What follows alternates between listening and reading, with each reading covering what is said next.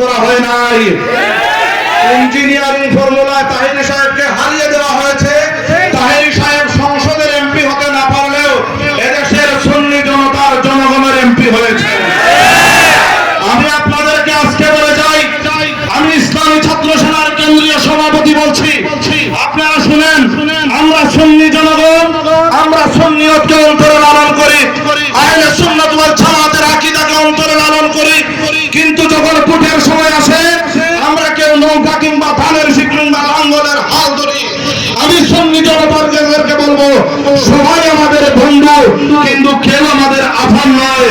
এদেশে আল্লামা রইসুদ্দিন সাহেবকে হত্যা করা হয়েছে, বিচার করা হয় নাই।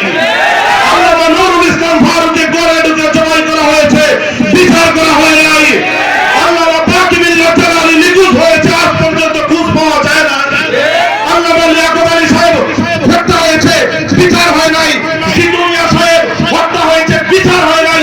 এদেশে রাস্তাঘাটে মানুষকে, নিরীহ জনগণকে মত সৃষ্টি করে হত্যা করা হয়, বাংলাদেশে বিচার করা হয় না। এদেশের সুন্নি জনগণ যদি আগামী দিনে ঐক্যবদ্ধ থাকতে পারেন, বাংলার সংসদে নারে রিসালাতের স্লোগান ধরে গিয়াসউদ্দিন তাহিরিরা যদি সংসদে এই সমস্ত আলেমদের বিচার করার জন্য আওয়াজ তুলতে পারে, সুন্নি জনতাকে ঐক্য হতে হবে।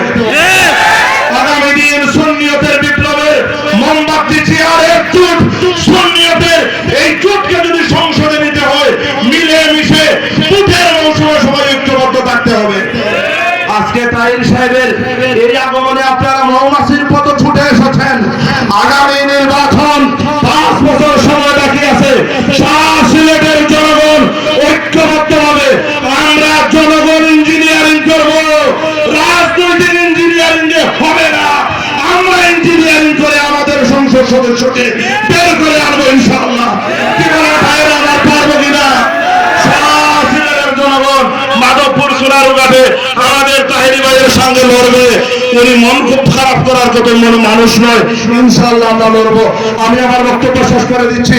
একটা কথা আপনাদেরকে বলে দেই, আমরা 5ই আগস্টের পরে খুব বড় আশা নিয়ে আমরা এই সরকার ক্ষমতায় এসেছে, কি বলেন ঠিক কিনা? কিন্তু আমি মাননীয় প্রধানমন্ত্রী তারেক রহমান সাহেবের প্রতি অনুরোধ করব, যেভাবে লোডশেডিং হচ্ছে, যেভাবে তেলের সংকট দেশে দেখা দিয়েছে, জনগণ হারিকেন নিয়ে রাস্তায় নামার আগে জাতীয় সমস্যার সমাধান করতে হবে। জনগণ যদি আবার হারিকেন নিয়ে রাস্তায় নামে, এলোমেলো হয়ে যাবে সবকিছু। আমরা চাই আপনারা ক্ষমতায় থাকুন।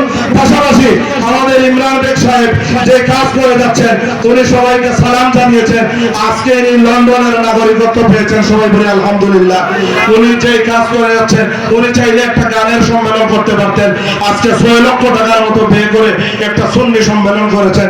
একজন সাচ্চা আশিকের রাসূল, আল্লাহ পাক যেন এই সমস্ত সুন্নি ভাইদের নেক হায়াতে তৈরি দান করেন। আসসালামু আলাইকুম ওয়া রাহমাতুল্লাহ।